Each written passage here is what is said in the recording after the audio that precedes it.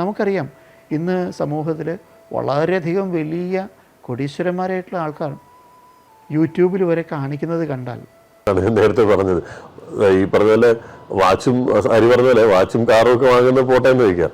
ഇത് ഇത്രയും സമ്പത്തും അല്ലെങ്കിൽ വ്യവസായ സാമ്രാജ്യങ്ങളൊക്കെ ഉണ്ടായിട്ടും സോഷ്യൽ മീഡിയയിലൊക്കെ വന്ന് ഇവർ കാണിക്കുന്ന കോമാളിത്തരം, പോപ്പുലാരിറ്റിക്ക് വേണ്ടി കാണിക്കുന്ന കോമാളിത്തരം കാണുമ്പോൾ നമ്മൾ ആലോചിച്ച് പോകാറുണ്ട്. തീർച്ചയായിട്ടും അവരതിന് പറയുന്ന ന്യായീകരണങ്ങൾ വളരെ വലുതായിരിക്കാം. കാരണം ഇന്നത്തെ ലോകത്ത് മാർക്കറ്റിങ്ങിന് രണ്ട് ഭാഗമുണ്ട്. ഒന്ന് ഒരു പോസിറ്റീവായിട്ട് നല്ല രീതിയിൽ പറയും, ചീത്തയായിട്ട് പറയും. ഇന്നത്തെ ലോകം ഏറ്റവും കൂടുതൽ എപ്പോഴും കാണുന്നതും കളിയാക്കിയാണെങ്കിൽ പോലും കാണുന്നത് ചീത്ത തരത്തിലുള്ള പബ്ലിസിറ്റിയാണ്.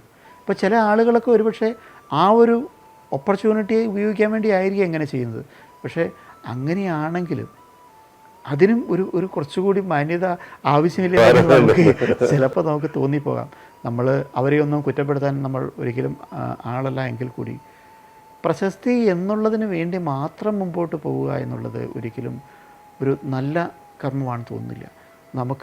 നമ്മൾ ചെയ്യുന്ന കർമ്മം കൊണ്ട് നമ്മൾ കൂടുതൽ പ്രശസ്തനാവാൻ നമ്മൾ ശ്രമിച്ചാൽ ആ പ്രശസ്തി എല്ലാ കാലവും നിലനിൽക്കാൻ വഴിയുണ്ട്.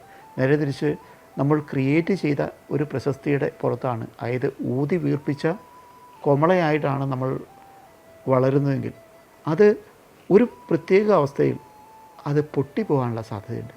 മോഹൻലാലും മമ്മൂട്ടിയൊക്കെ 40-50 വർഷം കാലം പ്രയത്നിച്ചിട്ടാണ് ഇന്ന് ഈ ഒരു പ്രശസ്തിയുടെ രീതിയിൽ വന്ന് നിൽക്കുന്നത്. 4 ദിവസം കൊണ്ട് പ്രശസ്തയായിട്ടുള്ള ധാരാളം ആളുകൾ സിനിമാ മേഖലയിൽ നമുക്കറിയുകയും ചെയ്യാം. അവരൊക്കെ ഇന്ന് എവിടെയെന്ന് പോലും നമുക്ക് നിശ്ചയമില്ല. അപ്പോൾ നന്നായിട്ട് കഠിനാധ്വാനം ചെയ്ത് നമ്മൾ പ്രശസ്തനാവാൻ ശ്രമിച്ചാൽ നമ്മുടെ തലമുറ അല്ലെങ്കിൽ നമ്മുടെ കാലത്തിന് ശേഷവും നമ്മൾ ഓർമ്മിക്കപ്പെടും.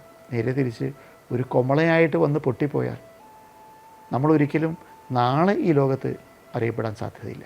പറഞ്ഞത് വളരെ ശരിയാണ്. ഇപ്പം മോഹൻലാലിൻ്റെ കാര്യം പറഞ്ഞാൽ അദ്ദേഹത്തോടൊപ്പം അതിനുശേഷവും വന്ന പലരും ഇന്ന് ഇൻഡസ്ട്രിയിൽ പോലുമില്ല. പക്ഷേ ഈ 47 വർഷമാകുന്നു അത് എന്നാണ് എൻ്റെ അറിവ്. 47 വർഷവും മോഹൻലാൽ ഈ ഇൻഡസ്ട്രിയിൽ പിടിച്ചു നിൽക്കുന്ന അദ്ദേഹത്തിൻ്റെ കഠിനാധ്വാനം കൊണ്ട് മാത്രമാണ്. എല്ലാ കർമ്മങ്ങൾ ചെയ്യുമ്പോഴും അധ്വാനം എന്നുള്ളതും നമ്മൾ അർപ്പിക്കുന്ന അർപ്പണം, ആ ഒരു കർമ്മത്തിലേക്ക് നമ്മൾ പോകുന്ന അർപ്പണവും വളരെ പ്രധാനമാണ്. നേട്ടത്തിന് വേണ്ടി, പ്രശസ്തിക്ക് വേണ്ടി മാത്രമായി ഇറങ്ങിയ ആരും യഥാർത്ഥത്തിൽ പ്രശസ്തരായി എന്ന് എനിക്ക് തോന്നുന്നില്ല.